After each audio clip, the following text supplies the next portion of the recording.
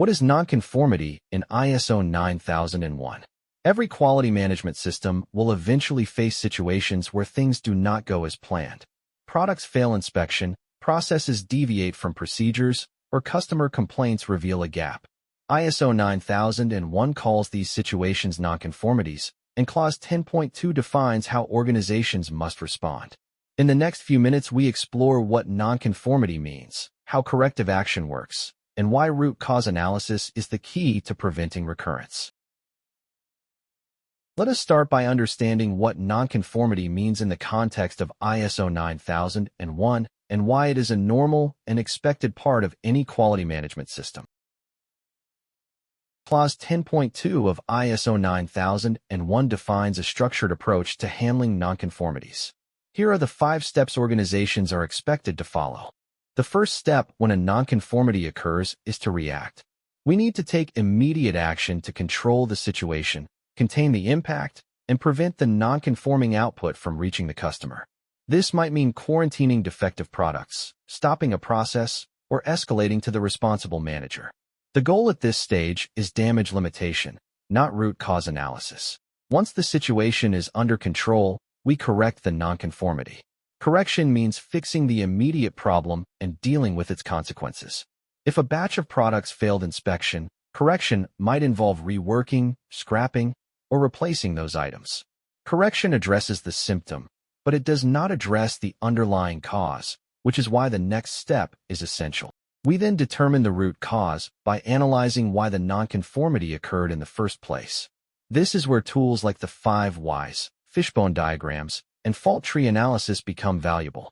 The standard requires us to look beyond the surface-level failure and identify the systemic factors that allowed the nonconformity to happen. Without this step, we are simply treating symptoms. With the root cause identified, we implement corrective action to eliminate it and prevent the nonconformity from happening again. Corrective action might involve updating a procedure, retraining personnel, modifying equipment, or redesigning a process. The action must be proportionate to the significance of the nonconformity and directly targeted at the root cause we identified. Finally, we verify the effectiveness of the corrective action we have taken. This means checking, after a reasonable period, that the nonconformity has not recurred and that the corrective action is working as intended. If the nonconformity does recur, it tells us that our root cause analysis was incomplete or our corrective action was insufficient, and we need to revisit the process.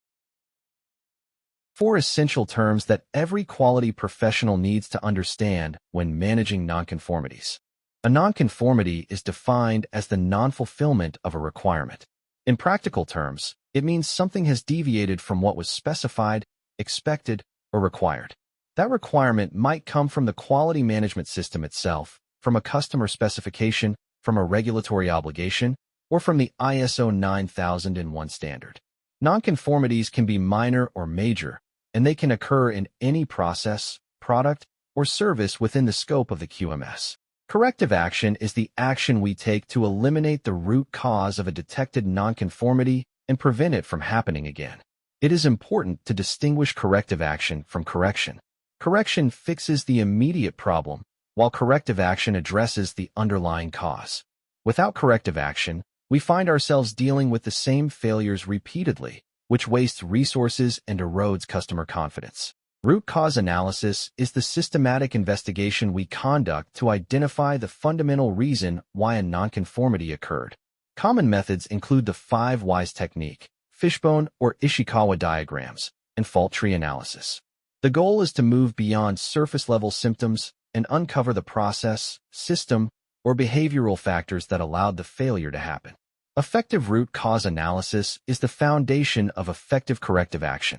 A nonconformity report, often abbreviated as NCR, is the documented record that captures every aspect of how a nonconformity was handled.